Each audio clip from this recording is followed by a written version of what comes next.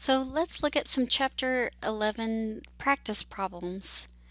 If you look at question 1, you've got Rockmont Recreation Inc. is considering a project that has the following cash flow and weighted average cost of capital data. What is the project's NPV? So for net present value, we need to go to the financial calculator. And so I need to hit NPV. I go first to cash flow. And since I have data in there, I need to hit second, clear work, to clear out all those numbers. And I need to start entering the cash flows that are over here. So I've got the first number is 1,000 negative, and I hit enter and down. I go to cash flow 1 and it's 450. I hit enter and down, and I leave the frequency at 1. I go down and cash flow 2 is 440. I hit enter, down, frequency I leave alone. Cash flow 3 is 430. And I hit enter. And so then I go to NPV and I put in the weighted average cost of capital. It's 10. So I hit enter, hit the down arrow, and I hit compute. And so I see that I get the NPV is equal to 95.79. And so that's answer C. And since this is positive, I would accept this project.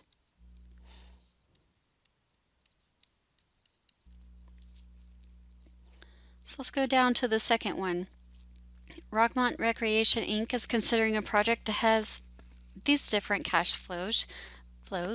What is the project's IRR? So again, I need to go back to my financial calculator. The first cash flow is the same, but I'll hit second, clear work, and I'll type in the cash flows. So 1,000 negative, and I'll hit enter for cash flow 0. I'll go down, and cash flow 1 was 250, and I hit enter and down, and cash flow 2 is 230, so I hit enter and down. Cash flow 3 is 210, hit enter and down, and keep going to cash flow 4, and that one's 190, and I hit enter. And so for IRR, I just go to the IRR button and hit compute. And so the IRR that I just got was negative 5.15%. And based on this, it's a negative value. And just any IRR that's negative, you reject the project. Now, if it had been positive, we would have had to have known the weighted average cost of capital to be able to compare to say we could accept or reject the project. And okay, so the next question is 3, and this one is saying we should calculate the modified internal rate of return. So it gets rid of the problems, some of the problems that the internal rate of return has. So for modified internal rate of return, we have several steps. So step 1 would be to find the present value of the outflows. So that's pretty much the negative $900 because that's the only negative cash flow sign. And step 2, let's see, I'll put that over here, is find the future value of cash inflows. So those are the ones that have a positive, those are positive cash flows. And again, I want the future value. And so to get the future value, I really need to get the present value of all of these and then compound them into the future. So to do that, I need to go to the cash flow register first and calculate the NPV. And so let me go here. And I'm just calculating the NPV of the positive cash flows.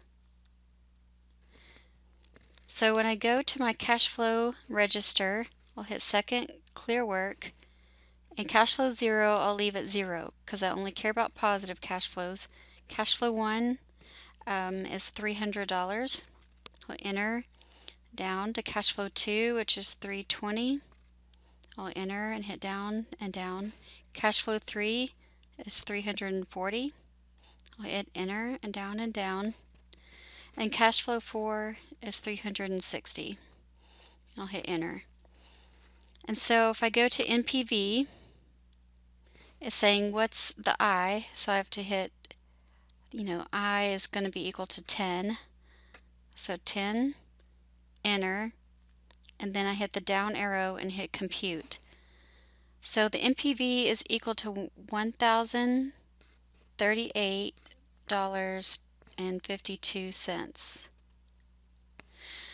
Now, what I need to do next is to find the future value of this. This was just an easier way to me than to find the future value of each one of these cash flows. And so I'll go over here and I'll put in, well, I need to compound this into the future 4 times, or 4 years. And my present value is what I just got. It's 1,038.52. And then the interest rate I'm going to compound it is the weighted average cost of capital. That's the main difference between the modified internal rate of return and then the regular IRR. And I don't need the payment information, so I'll put payment as 0. There's no payment here. And then I'll find the future value, which is the ultimate goal of step 2. And so if I go over here to the calculator, put 4 in, 1,038.52 as the present value, 10I, 0 payment, and then compute future value, and I get $1,520, and let me just round it to 50 cents. Now the third step, if I can erase that and add a different line. So we went to there. The final step, which is the third step, is to find the MIRR. I'm going to kind of try to separate this section. So I just take the present value of the outflows, negative 900. We had this from step 1. The future value of the inflows, which we just got, was $1,520.50. I'll put that n is equal to 4 because it goes over 4 years. The payment is equal to 0. And then I'm solving for the modified internal rate of return, which is just like solving for I. And so if I go over here and I put 900 negative as my present value, 1,520.50 as my future value, 4 in, and then 0 payment. And then I hit compute I, and I finally get the answer. If I round it, it's 14.01%. And so that's answer B. So modified internal rate of return takes a lot of time, unfortunately, but that's the way we solve it.